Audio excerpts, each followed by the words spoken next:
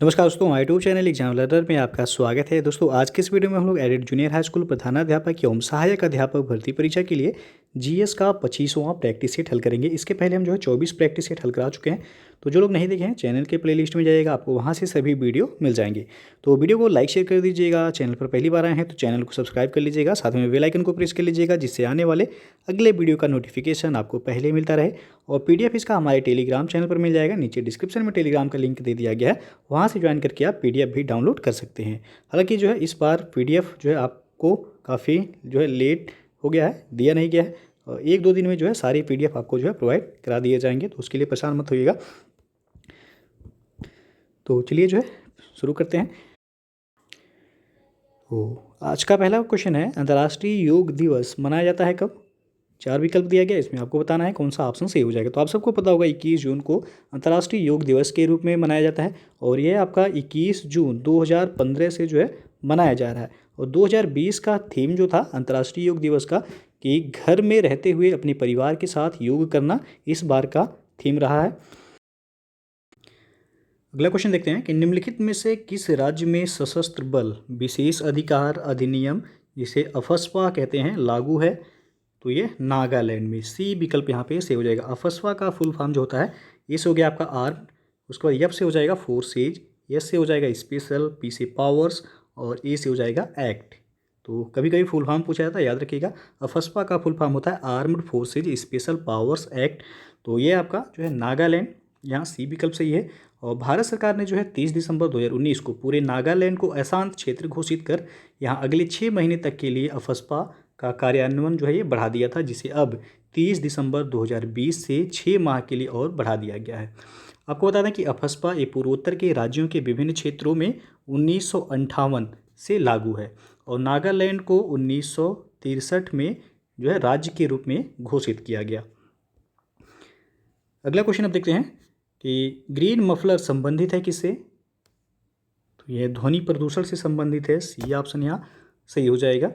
विशालकाय हरे पौधे अधिक ध्वनि प्रदूषण वाले क्षेत्रों में रोपित किए जाते हैं, क्योंकि उनमें ध्वनि तरंगों को अवशोषित करने की क्षमता होती है, और ध्वनि प्रदूषण को नियंत्रित करने वाले ये हरे पौधे ग्रीन मफलर कहलाते हैं। अगला क्वेश्चन है, सड़क सुरक्षा के अंतर्गत निम्न में से क्या शामिल नहीं है? तो यहाँ आपका डी ऑप्शन से हो जाएगा कि सड़क निर्माण में प्रत्यक्ष विदेशी निवेश, यानी कि एफडीआई। सड़क सुरक्षा से तात्पर्य है उन उपायों से जो सड़कों का उपयोग करते समय सभी को अपनाने चाहिए। ये सुरक्षा तरीके दुर्घटनाओं के जोखिम को कम करने के लिए हैं। तो यहाँ डी ऑप्शन सही हो जाएगा। अगला प्रश्न है, निम्नलिखित में से कौन एक वायु प्रदूषण से संबंधित नहीं है? तो सी ऑप्शन यहाँ से हो जाएगा, यूट्रोफिकेशन। जल में पोषक तत्वों की अधिकता भी जीवों के ऊपर प्रभाव डालती है। जल में जब जैविक तथा अजैविक दोनों प्रकार के पोषक तत्वों की वृद्धि हो जाती है, तो इस घटना को सुपोषण या फिर यूट्रोफिकेशन कहते हैं। अपशिष्ट जलों के बहाव के साथ कार्बनिक पोषक तत्वों के आने के अलावा कार्बनिक अपशिष्टों का जमाव भी जलाशयों की पोषक मात्रा को बढ़ा देता है, और अत्यधिक पोषकों की उपस्थिति में शैवालों का विकास तेजी से होने लगता है। इसे शैवाल ब्लूम या एल्गल ब्लूम या फिर यूट्रोफिकेशन कहते हैं। तो यूट्रोफिकेशन आपका वायु प्रदूषण से संबंधित नहीं है। अगला क्वेश्चन है, उत्तर प्रदेश की सर्वाधिक लंबी नहर कौन सी है? तो यह है शारदा नहर। सी ऑप्शन यहाँ पे सही हो जाएगा। शारदा नहर ये उत्तर प्रदेश की सबसे बड़ी नहर प्रणाली है, जिसका निर्माण वर्ष 1920 से लेकर के 1928 के बीच हुआ था। यह बनबासा, जो कि उत्तर प्रदेश नेपाल सीमा पर पीलीभीत में ये बनबासा नामक स्थान पर शारदा या काली या महाकाली नदी से कहा जाता है, यहाँ से निकाली गई है। और निचली गंगा नहर, ये ऑप्शन में आप देख सकते हैं दिया गया है। तो निचली गंगा नहर ये 1878 ईस्वी में निर्मित है, और यह नहर नरौरा, जो कि बुलंदशहर नामक स्थान पर गंगा से निकाली गई है। केन नहर, डी ऑप्शन में आप देख सकते हैं, ये उत्तर प्रदेश और मध्य प्रदेश की संयुक्त परियोजना है, और यह नहर पन्ना, जो कि मध्य प्रदेश के निकट से निकाली गई है। अगला क्वेश्चन है, निम्न में से कौन सा सही सुमेलित नहीं है? एक तरफ प्रदूषक दिया गया है, दूसरी तरफ दिया गया होने वाली बीमारी, कौन सा सुमेलित नहीं है ये बताना है यहाँ। तो डी ऑप्शन आप देख सकते हैं, फ्लोराइड आयन दिया गया अपच। फ्लोराइड आयन की अधिकता से दांतों की बीमारी, जिसे फ्लोरोसिस कहा जाता है, होती है, और इस बीमारी में दांतों का बाह्य आवरण होता है, एनामेल जिसे बोला जाता है, वह प्रभावित होता है तथा दांतों में पीलापन आ जाता है। तो डी ऑप्शन यहाँ सम्मिलित नहीं है। बाकी आपका पारा मिनामाटा बीमारी, कैडमियम इटाइटाई बीमारी और नाइट्रेट आयन, ये आपका ब्लू बेबी सिंड्रोम सही है। अगला क्वेश्चन है, निम्नलिखित जंगलों में से कौन सा जंगल पृथ्वी ग्रह के फेफड़ों के रूप में जाना जाता है? तो यह अमेजन वर्षा वन, डी ऑप्शन यहाँ पे सही हो जाएगा। अमेजन वर्षा वन या अमेजोनिया या फिर इसे अमेजन वन के नाम से जाने जाते हैं। ये चौड़ी पत्तियों वाले नमी युक्त वन हैं जो कि दक्षिण अमेरिका के अमेजन बेसिन के एक बड़े भूभाग पर फैले हैं। इन्हें ही पृथ्वी ग्रह के फेफड़ों के रूप में जाना जाता है क्योंकि इनकी वनस्पति लगातार कार्बन डाइऑक्साइड को अवशोषित कर ऑक्सीजन मुक्त करती रहती है और पृथ्वी की 20% से अधिक ऑक्सीजन अमेजन वर्षा वनों द्वारा ही जो है उत्पादित होती है। अगला क्वेश्चन है, निम्नलिखित कथनों पर विचार कीजिए। पहला दिया गया, अंतर्राष्ट्रीय सौर गठबंधन यानी कि इंटरनेशनल सोलर अलायंस को 2015 के संयुक्त राष्ट्र जलवायु परिवर्तन सम्मेलन में प्रारंभ किया गया था। दूसरा है, इस गठबंधन में संयुक्त राष्ट्र के सभी सदस्य देश सम्मिलित हैं। तो उपर्युक्त कथनों में से कौन सा कथन सही है ये बताना है आपको। तो यहाँ आपका ए ऑप्शन केवल एक जो है वह सही है कि अंतर्राष्ट्रीय सौर गठबंधन यानी कि इंटरनेशनल सोलर अलायंस, जिसे ISA कहा जाता है शॉर्ट फॉर्म में, कर्क रेखा व मकर रेखा के बीच स्थित 121 देशों का एक समूह है जो अपनी ऊर्जा आवश्यकताओं के लिए सूर्य द्वारा प्राप्त ऊर्जा का उपयोग करने हेतु प्रतिबद्ध है। 30 नवंबर 2015 को पेरिस में संयुक्त राष्ट्र जलवायु परिवर्तन सम्मेलन में ISA का उद्घाटन प्रधानमंत्री नरेंद्र मोदी, फ्रांस के तत्कालीन राष्ट्रपति फ्रांसवा ओलांद तथा UN के तत्कालीन महासचिव बान की मून की उपस्थिति में किया गया था। तो केवल पहला यहाँ सही है, दूसरा इसमें सही नहीं है। तो ए ऑप्शन यहाँ सही हो जाएगा। अगला क्वेश्चन है, निम्नलिखित में से कौन सा एक जीवाश्म ईंधन नहीं है? तो यहाँ आप देख सकते हैं डी ऑप्शन यूरेनियम।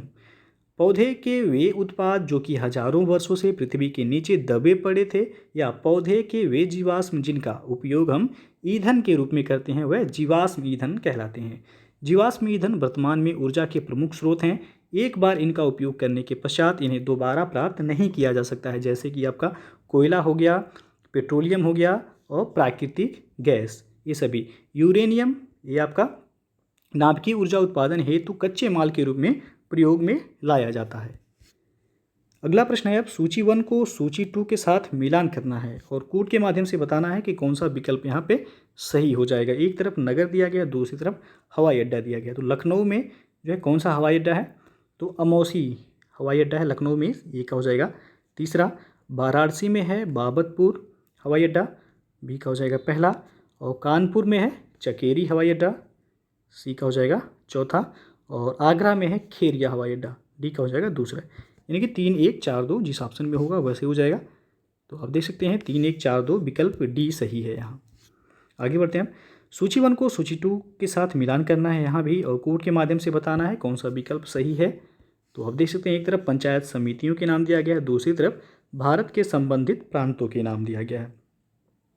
तो जनपद पंचायत का संबंध हो जाएगा मध्य प्रदेश से, यानी कि ए का तीसरा। क्षेत्र पंचायत उत्तर प्रदेश हो जाएगा, बी का हो जाएगा चौथा। तालुका परिषद ये गुजरात में कहा जाता है, सी का हो जाएगा यहाँ पे दूसरा। और आंचलिक परिषद ये आपका पश्चिम बंगाल, डी का हो जाएगा पहला। यानी कि 3 4 2 1 यहाँ भी सही होगा। तो 3 4 2 1 आप देख सकते हैं विकल्प सी यहाँ पे सही है। अगला क्वेश्चन है, उत्तर प्रदेश का पारीछा बांध किस नदी पर अवस्थित है? तो ये आपका बेतवा नदी पे स्थित है, ये ऑप्शन सही हो जाएगा। उत्तर प्रदेश का पारीछा बांध जो कि झांसी में जो है बेतवा नदी पर स्थित है और बेतवा नदी मध्य प्रदेश में भोपाल के दक्षिण पश्चिम से निकलकर भोपाल, ग्वालियर, झांसी, औरैया और जालौन से होती हुई ये हमीरपुर के निकट यमुना नदी में मिल जाती है।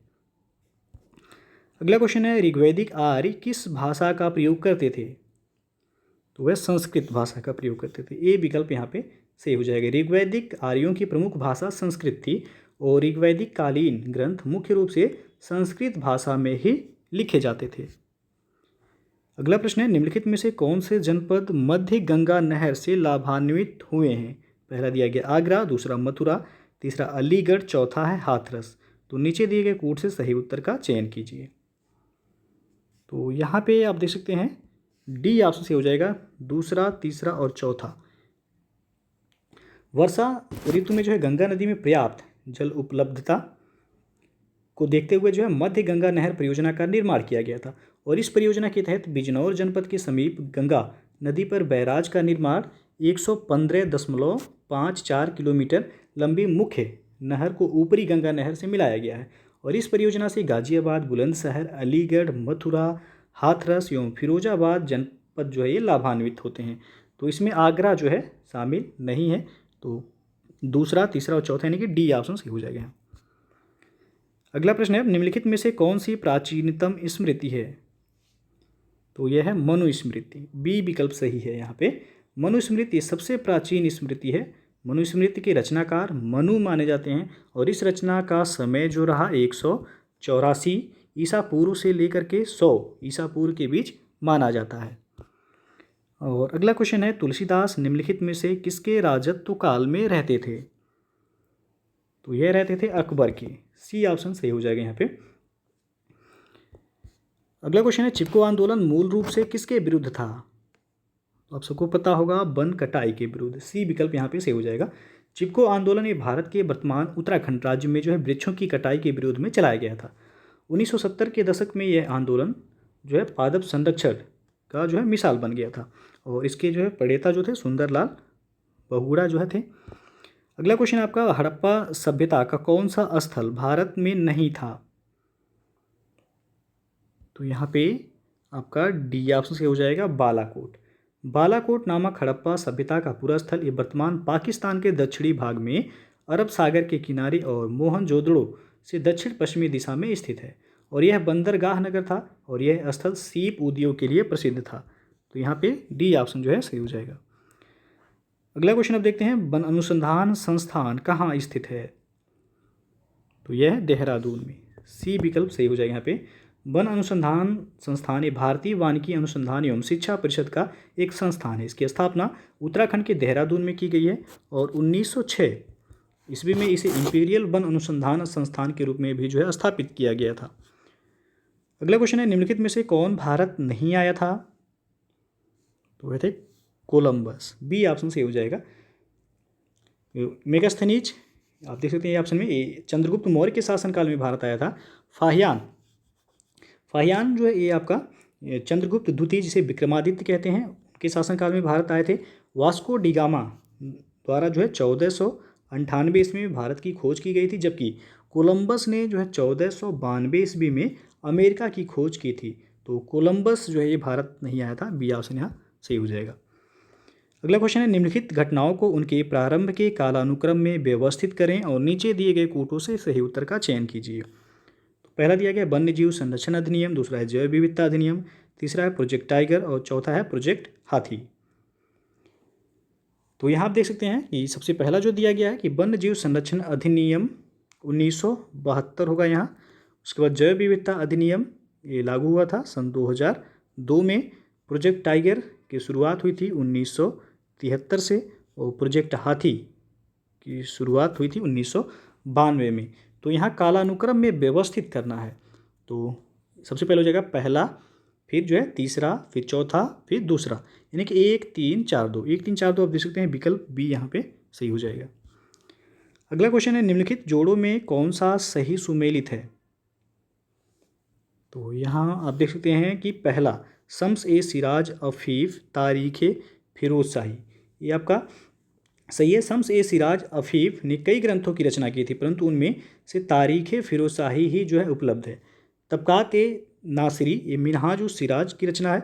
फतवा ए जहांदीरी जियाउद्दीन बरनी तथा तारीख़ मुहम्मदी ए मोहम्मद बिहामद खानी की रचना है।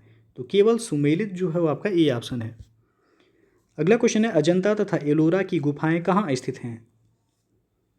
तो यह है महाराष्ट्र में। बी विकल्प यहाँ पे सही हो जाएगा। अजंता तथा एलोरा की गुफाएं महाराष्ट्र के औरंगाबाद जिले में स्थित हैं। ये शैलोत्क्रीड गुफाएं अपने चित्रांकन एवं वास्तु सौंदर्य के लिए विश्व विरासत के रूप में भी जो है विख्यात हैं। अगला प्रश्न है, स्तंभों का मिलान कीजिए और कूट के माध्यम से बताना है कि कौन सा विकल्प यहाँ पे सही हो जाएगा।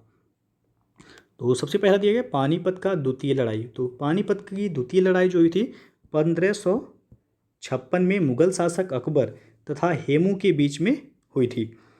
तो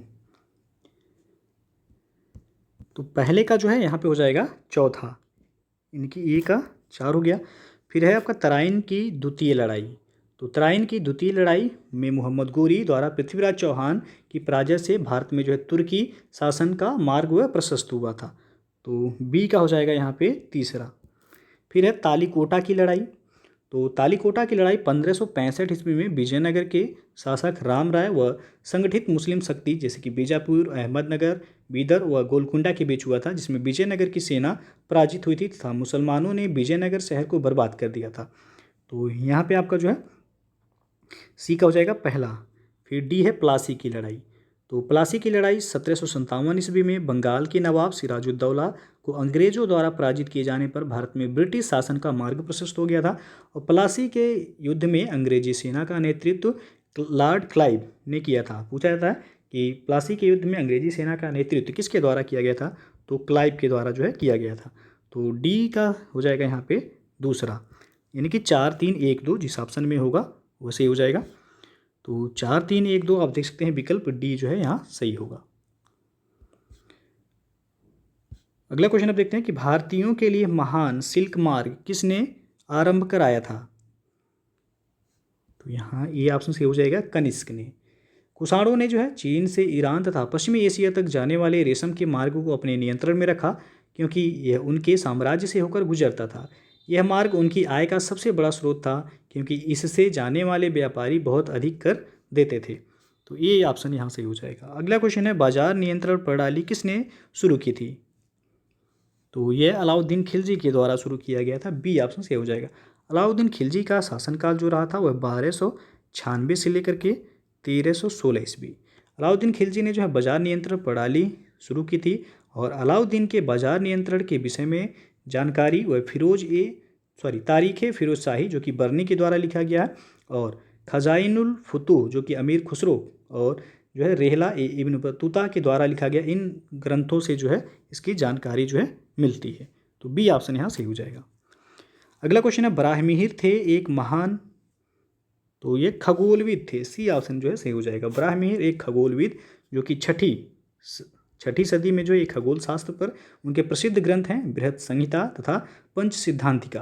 बृहत संहिता में नक्षत्र विद्या, वनस्पति शास्त्र, प्राकृतिक इतिहास, भौतिक भूगोल जैसे विषयों का जो है वर्णन है यहाँ। तो सी विकल्प सही है। और अगला क्वेश्चन है भारतीय राष्ट्रीय कांग्रेस ने असहयोग आंदोलन की प्रतिज्ञा सितंबर 1920 में कहाँ की थी। तो कलकत्ता में। बी ऑप्शन जो है सही हो जाएगा यहाँ पे। सितंबर 1920 में असहयोग आंदोलन के कार्यक्रम पर विचार करने के लिए कलकत्ता में कांग्रेस का अधिवेशन आयोजित किया गया, और इस अधिवेशन में गांधी जी द्वारा असहयोग प्रस्ताव पेश किया गया था। अगला प्रश्न है तमिल रामायण कृति है, तो यह है कंबन की।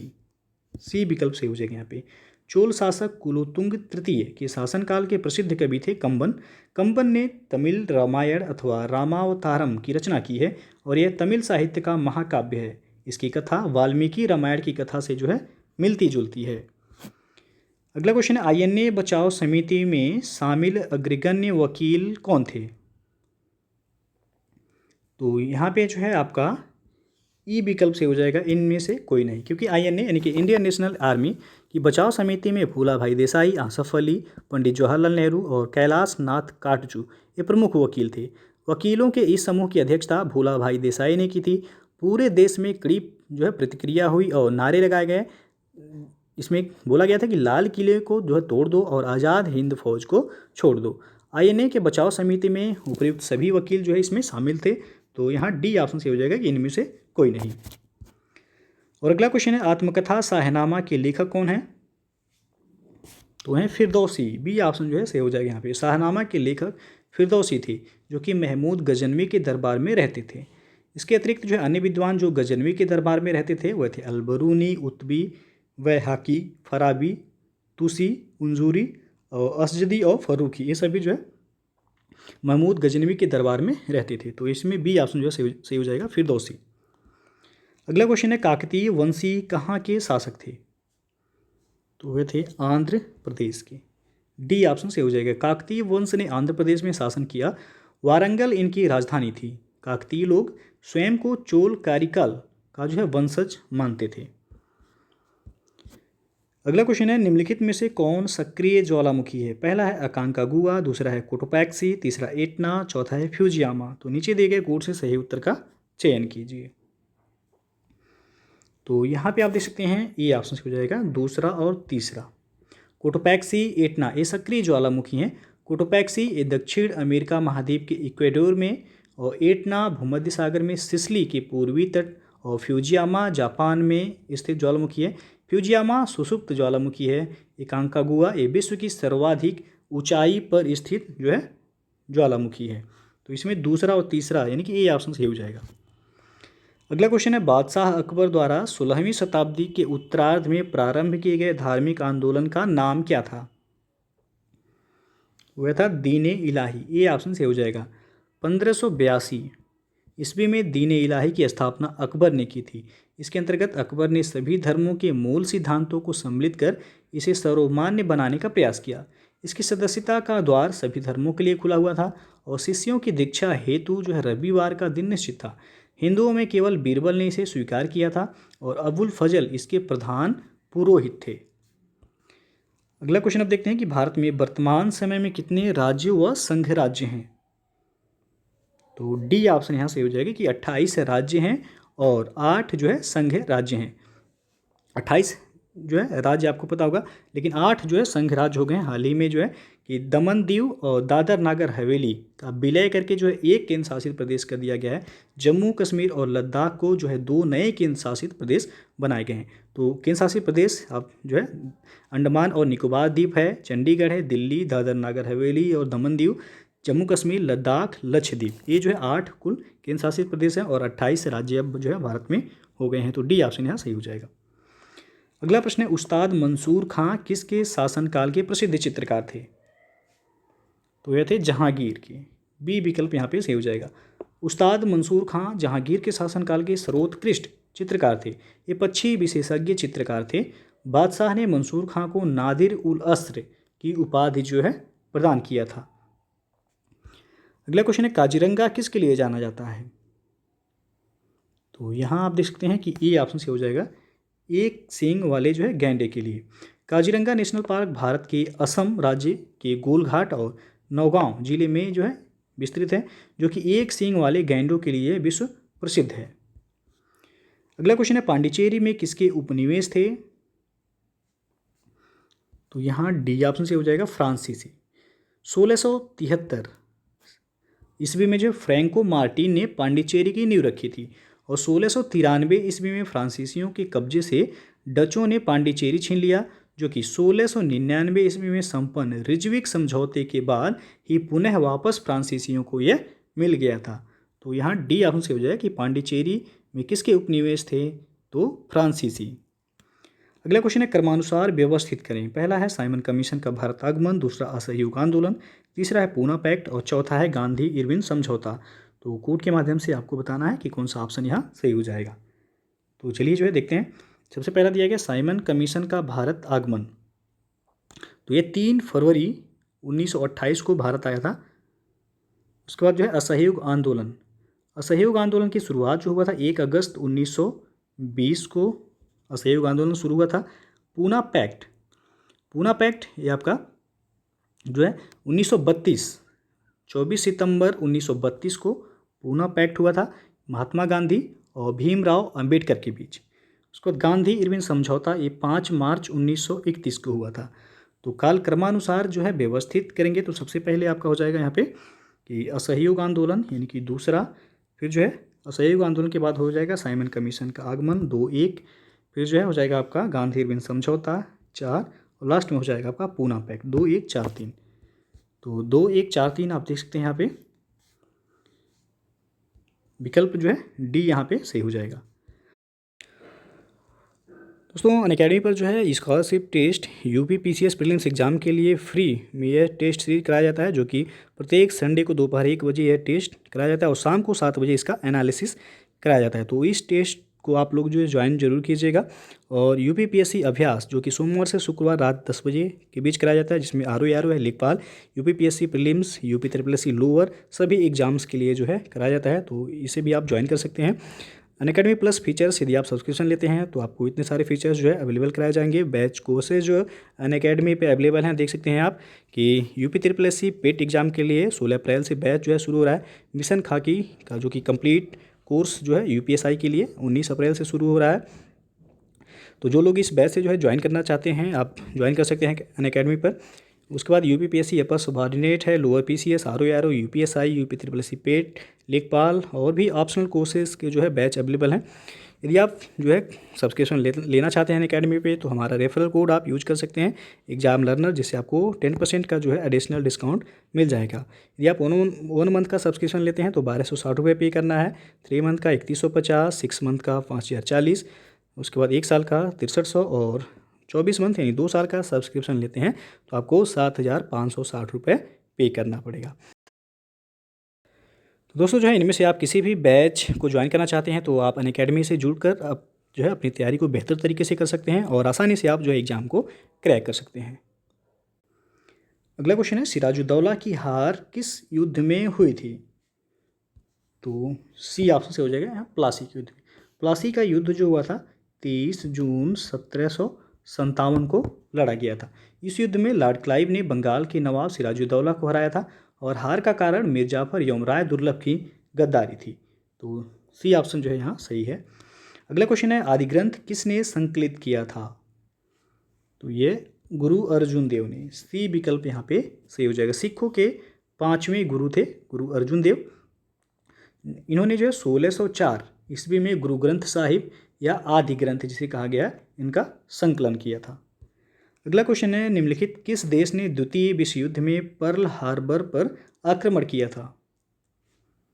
तो जापान ने किया था। यहाँ बी विकल्प यहाँ पे सही हो जाएगा। अगला क्वेश्चन अब देखते हैं कि निम्न विद्वानों में से किसने सुझाव दिया है कि पृथ्वी की उत्पत्ति गैसों और धूल कणों से हुई है? तो यहाँ पे डी ऑप्शन सही हो जाएगा, ओ स्मिथ या ऑटो स्मिथ ने। ऑटो स्मिथ ने माना है कि जो है कि इनकी जो परिकल्पना की सबसे बड़ी विशेषता यह है कि उन्होंने ग्रहों की उत्पत्ति ये गैस एवं धूल कणों से मानी है। तो डी ऑप्शन सही हो जाएगा। अगला क्वेश्चन है, सूची 1 को सूची 2 के साथ मिलान करना है और कोड के माध्यम से बताना है कि कौन सा विकल्प यहाँ सही हो जाएगा। तो सबसे पहला आप देख सकते हैं सूची 1 में दिया गया टोमा डोरे। तो 1839 से लेकर के 1849 ईस्वी तक गुजरात में कोलियों ने भी जो है लड़ाई लड़ी थी, जिसे कोया विद्रोह के नाम से जाना जाता है और इसके नेतृत्वकर्ता जो थे वह थे टोमा डोरे। तो ये कहा हो जाएगा यहाँ पे तीसरा। फिर बी दिया गया ईश्वर चंद्र राय। तो पावना विद्रोह जो कि 1873 से 1876 ईस्वी के बीच हुआ था, पावना विद्रोह का नेतृत्व ईश्वर चंद्र राय द्वारा किया गया था। तो बी का हो जाएगा यहाँ पे चौथा। फिर है बिरसा मुंडा। तो आपको पता होगा मुंडा विद्रोह ये आपका 1895 से लेकर के 1900 ईस्वी में रांची क्षेत्र में हुआ था और इसका नेतृत्व जो है बिरसा मुंडा के द्वारा किया गया था। तो सी का हो जाएगा यहाँ पे दूसरा। और डी है राधा कृष्ण दंडसेन। तो राधा कृष्ण दंडसेन जो है सबर विद्रोह का नेतृत्व इन्होंने किया था। तो डी का हो जाएगा पहला। तो 3 4 2 1 जिस ऑप्शन में होगा वो सही हो जाएगा। 3 4 2 1 आप देख सकते हैं विकल्प ये जो है आपका सही है यहाँ पे। अगला क्वेश्चन है, किस महिला को भारतीय स्वतंत्रता आंदोलन की माता कहा जाता है? तो ये कहा जाता है मैडम भीकाजी कामा को। ये ऑप्शन सही हो जाएगा। मैडम भीकाजी कामा ये श्यामजी कृष्ण वर्मा की सहयोगी थी। वर्ष 1902 में इन्होंने भारत जो है छोड़ दिया और यूरोप के विभिन्न देशों में ब्रिटिश शासन के विरुद्ध क्रांतिकारी प्रचार करती रहीं। इन्हें भारतीय क्रांति की माँ कहा जाता है। अगला प्रश्न है, पंजाब में हुए कूका विद्रोह से कौन जुड़े हुए थे? तो यहाँ पे डी ऑप्शन से हो जाएगा बाबा राम सिंह। कूका आंदोलन की शुरुआत पश्चिमी पंजाब में 1840 ईस्वी में जो है भगत जवाहर मल ने किया था और इनका उद्देश्य था कि सिख धर्म में प्रचलित बुराइयों और अंधविश्वासों को दूर कर इस धर्म को शुद्ध करना था। और 1863 ईस्वी में बाबा राम सिंह ने पुनः जो है इस आंदोलन का नेतृत्व प्रदान किया था। तो भगत जवाहर मल ऑप्शन में नहीं दिया गया। सबसे पहले इनके द्वारा जो है शुरू किया गया था कूका विद्रोह। बाद में जो है आपका 1863 ईस्वी में जो है बाबा राम सिंह ने पुनः इस आंदोलन का जो है नेतृत्व प्रदान किया गया था। तो डी ऑप्शन सही हो जाएगा। अगला क्वेश्चन है, विश्व दिव्यांगता दिवस कब मनाया जाता है? तो यह मनाया जाता है 3 दिसंबर को। बी ऑप्शन सही हो जाएगा। अगला क्वेश्चन है, अब तक कितने लोगों को भारत रत्न पुरस्कार प्रदान किया जा चुका है? तो अब तक कुल 48 लोगों को, वर्तमान में जो है 48 लोगों को भारत रत्न पुरस्कार प्रदान किया जा चुका है। और वर्ष 2019 में अभी जो है सबसे लेटेस्ट जो दिया गया, 2019 में पूर्व राष्ट्रपति प्रणब मुखर्जी, भूपेन हजारिका तथा नानाजी देशमुख को यह पुरस्कार प्रदान किया गया था। और भारत रत्न पुरस्कार की शुरुआत जो हुई थी वह 1954 से इसकी शुरुआत हुई थी। और अंतिम प्रश्न है, भारत में 2021 की जनगणना स्वतंत्र भारत की कौन सी जनगणना होगी? तो यहाँ पे डी ऑप्शन से हो जाएगा 8वीं। 2021 की जनगणना ये देश की 16वीं, यदि देखा जाए तो देश की जो है 16वीं तथा स्वतंत्र भारत की ये 8वीं जनगणना होगी। और भारत में जनगणना कानून 1948 और जनगणना नियम 1990 के द्वारा जनगणना को वैधानिक फ्रेमवर्क जो है प्रदान किया गया है। तो यदि पूछा जाए कि जनगणना जो है स्वतंत्र भारत की 2021 में जो होगी वह कौन सी होगी, तो 8वीं होगी। और यदि देखा जाए तो ये देश की जो है 16वीं जनगणना है, लेकिन यहाँ स्वतंत्र भारत पूछा गया है तो डी ऑप्शन सही हो जाएगा। तो दोस्तों जो है ये था आपका Uttar Pradesh added junior high school प्रधानाध्यापक एवं सहायक अध्यापक भर्ती परीक्षा के लिए जीएस का जो है 25वां प्रैक्टिस सेट। इसके पहले हम जो है कुल 24 प्रैक्टिस सेट हल करा चुके हैं। तो जो लोग नहीं देखे हैं चैनल के प्लेलिस्ट में जाएगा, आपको वहाँ से सभी वीडियो मिल जाएंगे। तो वीडियो यदि पसंद आया हो तो लाइक शेयर कर दीजिएगा। चैनल पर पहली बार आए हैं तो चैनल को सब्सक्राइब कर लीजिएगा, साथ में बेल आइकन को प्रेस कर लीजिएगा, जिससे आने वाले अगले वीडियो का नोटिफिकेशन आपको पहले मिलता रहे। और पीडीएफ इसका हमारे टेलीग्राम चैनल पर मिल जाएगा, नीचे डिस्क्रिप्शन में टेलीग्राम का लिंक दे दिया गया है, वहाँ से ज्वाइन करके आप पीडीएफ भी डाउनलोड कर सकते हैं। तो वीडियो को पूरा देखने के लिए बहुत बहुत धन्यवाद।